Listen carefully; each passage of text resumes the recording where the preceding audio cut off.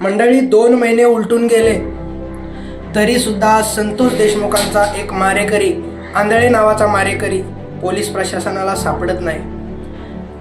2 महिने उलटून गेले। सोमनाथ सूर्यवंशी या दलित वकिलांच्या मारेकऱ्यावर प्रशासनाने कोणतीही कार्यवाही केलेली नाही।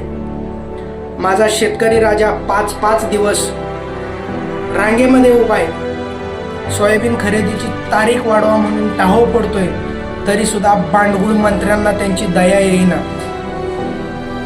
माझा महाराष्ट्र कुठे चाललाय बांधवांनो?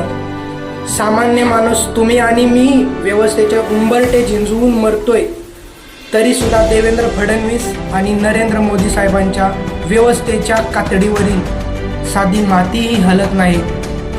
सवाल अनेक आहेत देवेंद्र फडणवीस साहेब आणि नरेंद्र मोदी साहेब, सवाल अनेक आहेत आणि या सवालांची उत्तरे माझा महाराष्ट्र मागतोय।